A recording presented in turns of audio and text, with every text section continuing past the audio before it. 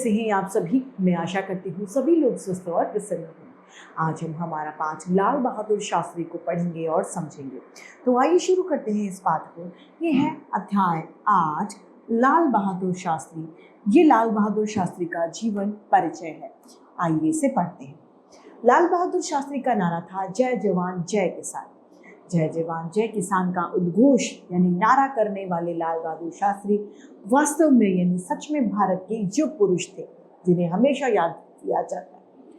पंडित जवाहरलाल नेहरू के देहवास यानी उनकी मृत्यु के बाद में देश के दूसरे प्रधानमंत्री बनने का गौरव यानी सम्मान लाल बहादुर शास्त्री को सन 1964 ईस्वी में प्राप्त हुआ। 1964 मतलब 1964 में। लाल बहादुर शास्त्री का जन्म 2 अक्टूबर सन 1904 यानी 2 अक्टूबर 1904 ईस्वी को वाराणसी के निकट मुगल सराय में हुआ था। उनके पिता श्री शारदा प्रसाद श्रीवास्तव एक साधारण से अध्यापक थे। 1.5 वर्ष की आयु में ही वे अपने पिता को खो चुके थे। उनका लालन पालन उनकी माता श्रीमती राम दुलारी ने किया था। किसने किया? राम दुलारी जी ने उन्हें पाला पोसा था। बचपन में शास्त्री जी को नन्हे कहकर बुलाया जाता था, यानी छोटेपन में उन्हें नन्हे कहा जाता था। बड़े होकर यह नन्हा बालक बड़ा वीर निकला। एक छोटे से गरीब घर में जन्म लेकर भी यह बालक देश के सर्वोच्च यानी सबसे ऊंचे पद पर अपनी सच्चाई, लगन और परिश्रम से पहुंचा था। बचपन में इनकी माता श्रीमती राम दुलारी देवी इन्हें रामायण और महाभारत की कहानियां सुनाया करती थी। उन कहानियों का गहरा प्रभाव लाल बहादुर शास्त्री के मन पर पड़ा था और वे निर्भीक यानी बिना डरे निडर और साहसी बालक बने। लाल बहादुर के जीवन में एक महत्वपूर्ण घटना जो उनके बचपन में घटी थी। जब वे 2 माह के थे तब एक बार नौका से यानी नाव से गंगा के पार करते समय वह नन्हा अपनी माँ की गोद से फिसल कर यानी छूट कर गंगा की तेज धारा में गिर गया था। उनकी माता बहुत रोई। सबने समझ लिया कि नन्हा गंगा की भेंट चढ़ गया यानी अब वो गंगा में डूब गया है। लेकिन जिसे बचाने वाला परमात्मा यानी भगवान होता है, उसे कौन मार सकता है। वास्तव में यानी सच में नन्हा अपनी माँ की गोद से चिटक कर पास में चल रही दूसरी नाव में बैठे हुए एक किसान की टोकरी में जा गिरा था। किसान पहले तो उस नन्हे को अपने घर ले आया, पर बाद में उसे दया आई और वो काफी ढूंढने के बाद नन्हे को उसकी माँ को दे आया। बेचारी माँ के तो आनंद की सीमा ही नहीं थी, क्योंकि एक बच्चे को खो देने के बाद उसने दोबारा अपने बच्चे को पाया। तो जरा सोचिए कि उस माँ की क्या अवस्था होगी। वो माँ अपने बच्चे के प्यार में पागल हो चुकी थी। थोड़ा बड़ा होने पर यही नन्हा गंगा को तैरकर पार कर लिया करता था। 6ठी कक्षा तक लाल बहादुर मुगल सराय में अपने नाना श्री हजारी लाल के पास रहकर पढ़े। बाद में वह वाराणसी में हरिश्चंद्र हाई स्कूल में पढ़ने आ गए। यहाँ वह अपने मौसा जी श्री रघुनाथ प्रसाद के यहाँ रहते थे।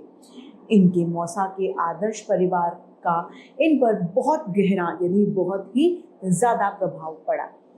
यहाँ उन्होंने सीखा कि आदमी को अपना काम सदैव यानी हमेशा बिना फल की कामना के करना चाहिए। यानी कोई भी आप काम करें तो उसकी फल की इच्छा पहले से ना करें। आप अपना पूरा जी जान लगाकर उस काम को करें तो निश्चित रूप से ही फल अच्छा मिलेगा।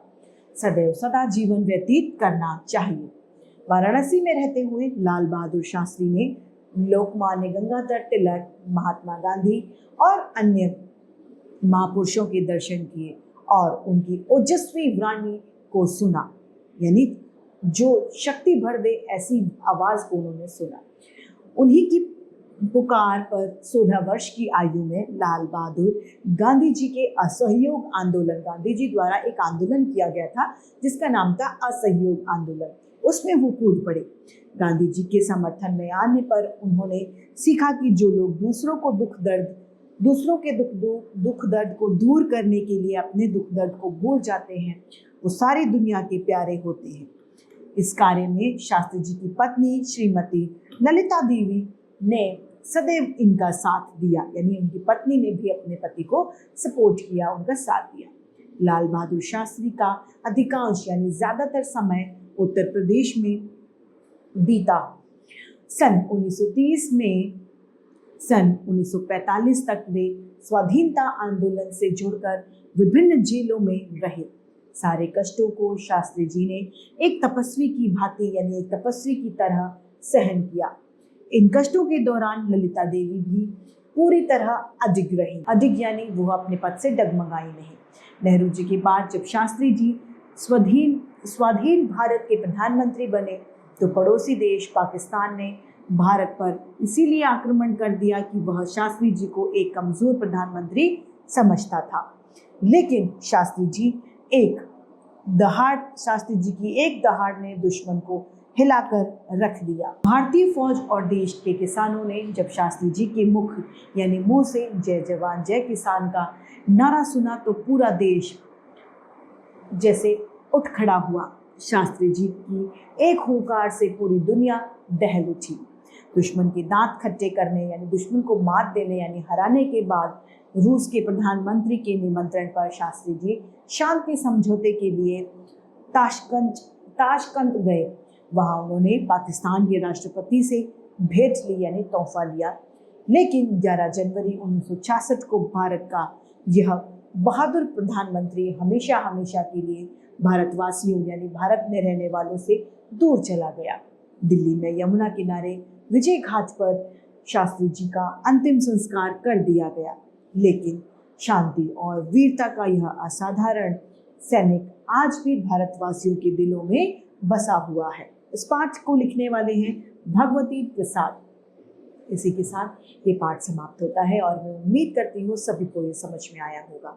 आज के लिए इतना ही, फिर मिलते हैं। धन्यवाद।